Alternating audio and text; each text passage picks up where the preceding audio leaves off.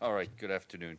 In a statement we issued late yesterday evening, the Secretary General said that as Afghanistan prepares for parliamentary elections on October 20th, he encourages all eligible Afghan voters to exercise their right to vote and thus to contribute to the development of sustainable democratic institutions and create conditions conducive for a more stable and peaceful Afghanistan. The Secretary General called on all political leaders to work together to ensure full respect for the electoral process in which every voter, and particularly women and minority groups, will be able to cast their ballots. Against the backdrop of existing security challenges, the Secretary General encouraged relevant authorities and all political stakeholders to take the necessary measures to do their utmost to prevent any form of electoral violence. Also in Afghanistan, the UN mission in the country condemned yesterday's attack against government officials in Kandahar in a statement that was issued a bit earlier this morning. The mission said the timing of the attack, which was fewer than 48 hours before the elections, it contributed to a feeling of uncertainty and insecurity when many Afghan citizens are preparing to exercise their constitutional right to elect representatives.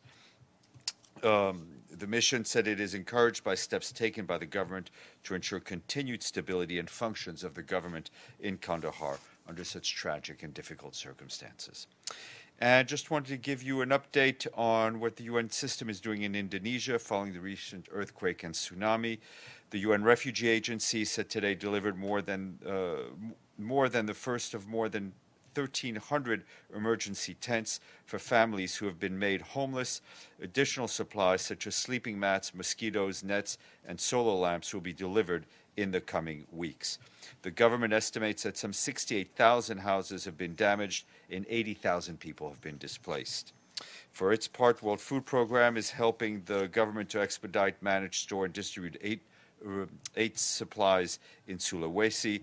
WFP is working on logistics, transport, and storage of relief supplies in Palu and the airport hub in Balikpapan on the neighboring island of Borneo. The agency is due to have 40 trucks in operation in and around Palu by tomorrow, October 20th.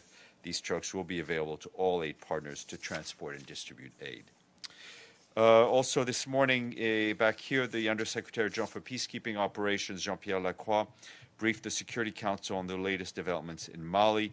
Mr. Lacroix noted that the presidential elections in July were held under largely peaceful climate, demonstrating political maturity.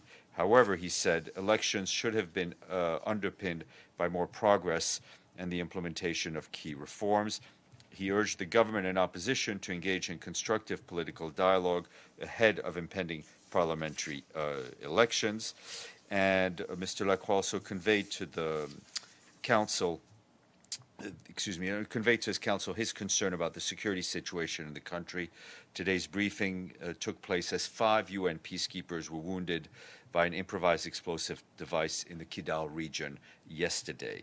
He added that following an intensification in violent extremist attacks in neighboring Burkina Faso, the G5 Sahel Joint Force remains as relevant as ever and must be complemented by initiatives aimed at improving governance, resilience, and development. And also I wanted to give you an update following questions we had received in the past concerning the commander of the Sri Lankan contingent serving in Mali. And I can tell you that following a review of the human rights background of the commander of the Sri Lankan contingent deployed to the UN peacekeeping mission in Mali, the Secretariat has requested that the government of the Democratic Socialist Republic of Sri Lanka to immediately repatriate him to Sri Lanka. This will be done at their cost as per normal procedures. This decision to repatriate the commander was made by the UN following a review based on recently received information. The Secretariat remains engaged with the permanent mission of Sri Lanka. I also wanted to flag that the Deputy Secretary General, Amina Mohammed, will be traveling to Dubai in the UAE to give a keynote speech at the UN's World Data Forum 2018. That meeting is organized by the Federal Competitiveness Statistics Authority of the UAE, together with the Statistical Division of the UN Department of Economic and Social Affairs, and it will be held in Dubai from the 22nd to the 24th. She will also have bilateral meetings with senior government officials and the UN country team during her visit. And she will be back with us in New York on Tuesday. Voilà. Mademoiselle.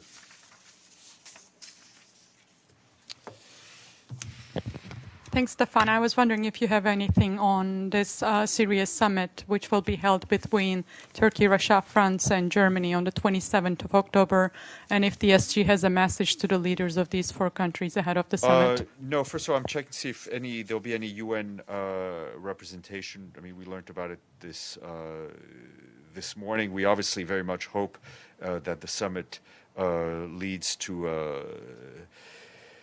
to help the people of Syria find a more peaceful future. Carla. Thank you, Stéphane. Does the UN have any comment about the fact that the United States is cutting off all humanitarian aid to North Korea? I think we've spoken on this issue before. The UN system continues to work in the Democratic People's Republic of Korea to alleviate the humanitarian situation there. We're obviously concerned about the underfunding of our own work. Yassine, and then, no, I'll leave it at that. Yassine, did you have any? What's the latest about Jamal Khashoggi? What's going on with that case right now? They make a lot of noise. I probably we come know into as the much politics and all that stuff between Arab leader and all. We know as much as you do. The Secretary General continues to follow this case very, very closely, and we do hope that more clarity will be found on the fate of Mr. Khashoggi, and obviously those responsible will be held to account. Evelyn. Theoretically, hypothetically, which I know you hate, but I'm asking it anyway, if by some chance the Secretary General does get involved in setting up an investigation into the Khashoggi killing, how long do these things usually take? Because quite often when the UN organizes an investigation that's complicated, it takes quite a while. I think it would be reckless to try to define a time frame for an investigation that we've not been asked to do. You can look back historically at some of the investigations we have been involved in the past, whether it's Benazir Bhutto or Rafiq Hariri. But obviously, something has to start before you even try to.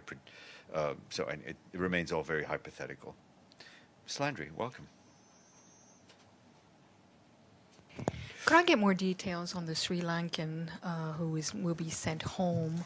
What exactly were the findings of the review? And is the UN looking at Sri Lankan military officials in other peacekeeping missions? So, all peacekeepers go through vetting.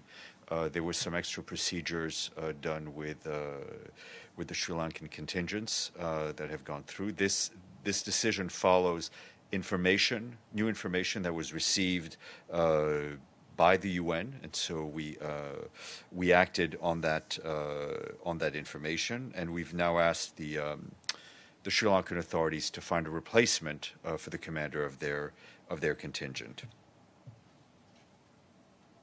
Is he still there? He will be leaving immediately. So I mean, we'll find out if he's physically there, but it won't be long if he still is.